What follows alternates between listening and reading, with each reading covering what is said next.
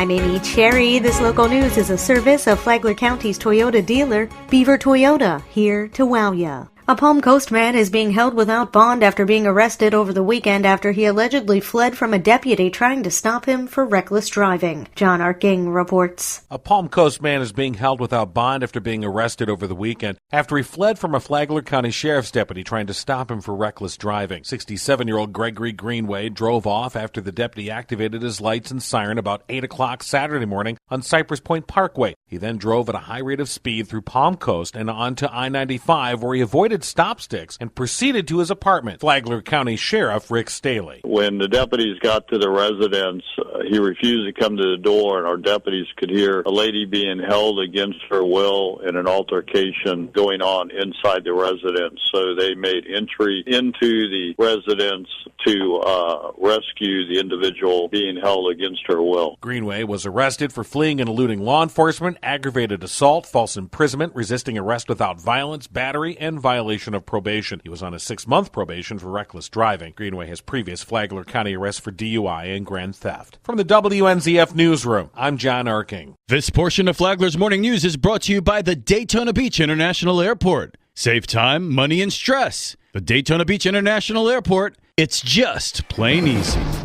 A bigger barbecue restaurant could be coming to a Flagler County park. The owners of Captain's Bait, Tackle, and BBQ want to construct a new restaurant and are willing to spend $1 million to do it, just north of their current location in Bing's Landing along North Ocean Shore Boulevard. The restaurant would be about 1,000 square feet larger than their current facility and would also have expanded parking. The owners of Captain's allege the current building has severe structural issues and should be demolished. But residents of the Hammock are worried a larger restaurant could detract from A1A's rustic ambiance. They're working to gather signatures to oppose the move that's under review by Flagler County commissioners.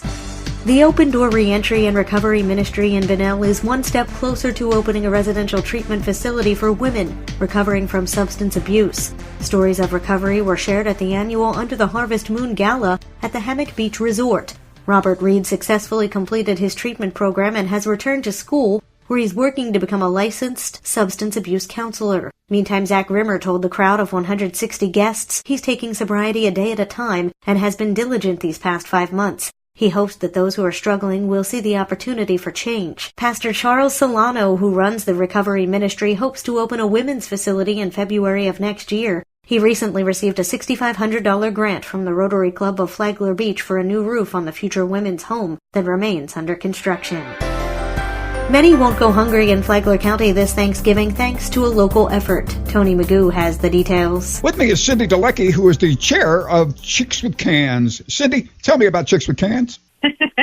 Sure. So Chicks with Cans started quite a few years ago, and we're looking to help the families in need in Flagler County. So everything that we collect and all the money, the donated funds, and the food that we collect goes to families and food banks within Flagler County. How are you guys doing this year? So we've done fantastic this year. We had over 11,000 pounds of food collected this year, and that'll go to Feed Flagler. And, of course, they distribute it out to the various food banks in the county, as well as turkeys this year. So we're excited about that. Go ahead and tell me, what's your bottom line, Cindy? So since 2002, the Chicks with Cans has collected monetary donations totaling over $42,000 over the past 7 years.